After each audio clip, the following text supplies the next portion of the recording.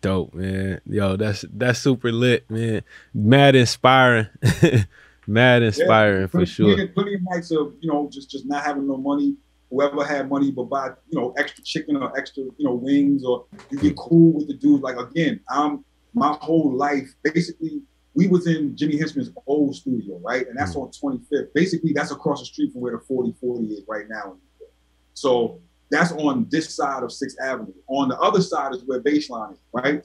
Later on, Baseline will be on 26, one block up, but on the other side of 6th Avenue. So basically, that part of New York in Manhattan, so I know most of the studios, like we would come up to Quad and to all those other places in the 40s. We was down in the 20s. So it was like that whole area I get cool with, to the point of how you carry yourself outside. Just the way you talk to the dude at the corner store might get you a sandwich like, yo, bro, I know I owe you this much, but I got you on Friday when I get paid. Can I just have a rack up a bill of like $30? You know what I'm saying? Just to get a sandwich. Like, I would go in there and just be like, can you make me a sandwich and I'll pay you on Friday. Yeah. But that's because we build a rapport, build a relationship, and you cool with them and you know everybody. And that's like, bringing it back to you building these relationships. It seemed like, you were able to understand how to be everybody's friend and how to build that community, and people leaned on you and they trusted you and they wanted you around. That's the big part of running a session. Like, some people, they'll graduate from some of these schools and it's just like, that's great. You know how to move the chess pieces, but you don't know how to play chess. You just know how to move the pieces.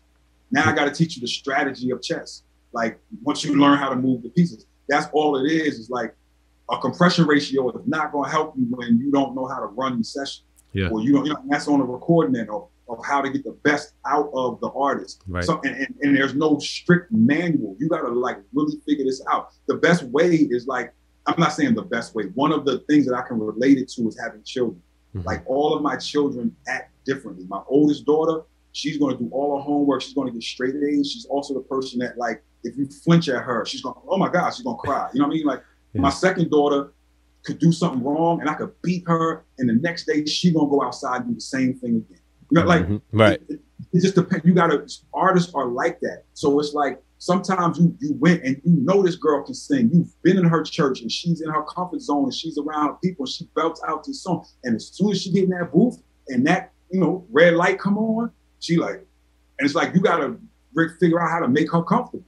Maybe everybody got to leave the room. Maybe, you got to figure out what it is. Or you've been working with an artist, and my philosophy is that if the artist knows the song, right? And I'm not talking about the people that like write the rap that fast and then just go in the booth and try to say it real quick. Like, they don't memorize the rap. They don't do none of that. They don't put no time into the inflection and all. Like, once you get to that point of knowing the song, I always say the studio is to record the song. You can make the song anyway. Studio is to record the song. So the time that we waste in the studio, like making, like we already have the song, we already have the CD, and we booked the session, and we in there and we trying to write, and it's just like, unless you're with a writer that has to be in the studio, sometimes it's better to write the song before you book the studio. Yeah. You see what I mean? Yeah, sometimes cats don't even have a beat picked out, and they're in the studio. I've been in sessions, we in there for 8 hours picking beats, but understand, us as engineers and studio owners, everybody has a different thing. Yes, you want those hours. I get it. I understand you want those hours. But as also too, in the creation of the song, I'm saying the person shouldn't even step in front of the microphone until they got all of this figured out. And a lot of people, I know the style of today. Somebody's going to immediately say, yo, Goo, I got a bunch of dudes that want to just get up there and freestyle their way through the song. And I'm like, that's fine. Bar for bar. Even in doing that, the freestyle part that they work on, now they come back out of the booth and we listen down to the song. And I'm like, is there any place now that you know what you kind of wanted to say that you can improve on this? Can you say it better? Is there things we can add to it?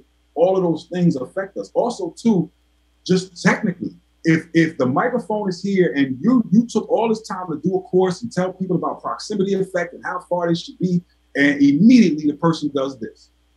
The mic's here. Exactly. And they turn their face to start reading off of a phone. So you're projecting that way instead of projecting into the microphone. Yeah. So it's like all those little, or they start doing it, and it's like, now you're doing this. You're going up. Yeah, it's not being projected into the mic. So that's one of my biggest things. But that's a balance you got to learn about how to deal with artists, because some artists don't want you to say nothing. They like, I know what I'm doing. I did it, just record. Some artists are looking for you to actually coach them, which gets to another topic that engineers always ask me, like, ooh, when am I crossing this line of producing, vocal coaching? Should I be getting paid extra for this? Right. They didn't pay me for vocal. It's a weird line, and I still don't have a direct answer. What I'm saying is that you have to look at what type of artist you're dealing with and be able to kind of read them as to what it is they want to best serve them. And that's the biggest thing. We are like barbers, which is a really weird thing, because like you go get your barber because he's really good at cutting hair, right? Yeah. But you as the client are the final say. You're gonna sit down. He's gonna be like, "What do you want done?" And you're gonna be like, "Yo, I want a line here. I want my back to be round. I don't want a temple taper. I just want it to fade this way." And you're expecting him to know exactly what you want. But you as the client could come in and, you know what?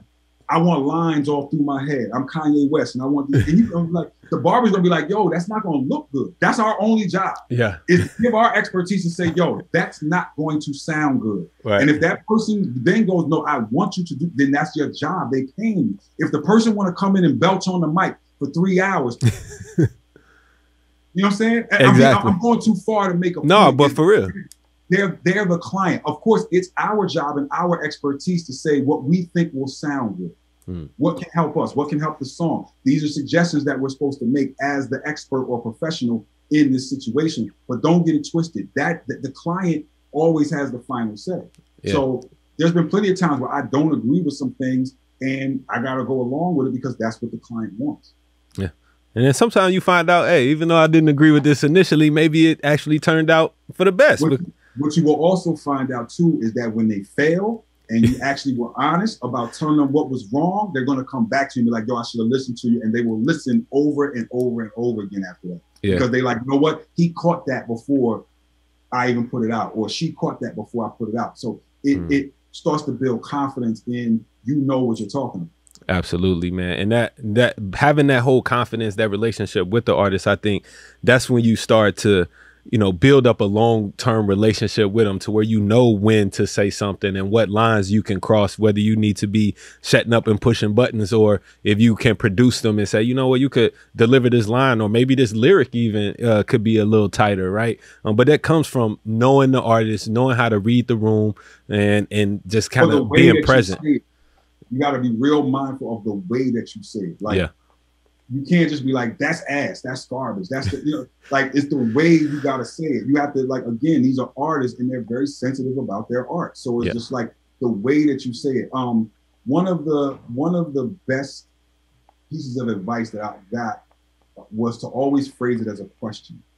So instead of saying that, if somebody has a thing that they're doing, let's say somebody comes in, and again, we get into certain points nowadays where people like sit on YouTube and they become experts in 5 minutes after watching like one YouTube video, like as an artist. And they're like, "Oh, I watched this thing on YouTube. It said I'm supposed to do this." And I was just like, what if, instead of saying, no, that's not right, you should do this, you'd be like, "Well, what if we did this? How about?" Those sort of phrases of you're really saying no, but you're making it into a question so that the person thinks they're answering. So you can say, "Well, what if we tried this? How about this?" Right. So then it's a little bit, it takes away the defense mechanism of saying you're going directly against the person. Just phrase it as a question when you're trying to make these suggestions. That's what really, like, the first day, you mentioned Bleek, but the first day I was in with Bleek and he's rhyming, and I'm very used to being with my crew and correcting people's rhymes, and I'm harsh with like my friends, with people I know, and my friends, when you're not gonna get offended. "Oh, we go there." That's what makes the best. "Oh, that's garbage." Then that's when you said, "That's ass." Doing like, but I would say to him, I'll be like, "Yo, what if we tried this? What if you took out the word 'the' right there? It might have your bounce in your pocket go. You don't need that word for the song. Or what if we tried it?" And he was just like, "Goo, nobody's ever done that to me before. Nobody's ever like vocal coached a rap." Like at that point, he's like, "I'm a rapper. Nobody you vocal coach singers." Right. At that point, it was just like, "Nah, I'm vocal coaching a rapper. Yes, you could say it better. That's vocal coaching." And from that point on, he was just like, "I need Goo back. I'm not stepping in the studio without Goo." And that was my beginning of us being really good friends. Without that, there would have been no Jay-Z stopping by to check on Bleek. Then there would have been no Come to Baseline. There would have been no Rock. Dope, man. So definitely providing more value than what you there for necessarily. See, a lot of us, we'll sometimes get so pent up on, hey, I'm paid to do this, so I'm not going to step outside of that and offer anything else. But, you know, hey, especially if you care about the music, you passionate about what you're doing, find ways to give more value to the people that you're serving, to the client, to the music, because ultimately, you know, I always say that we are servants as audio engineers. We serve the music and we serve serve the artists, you know.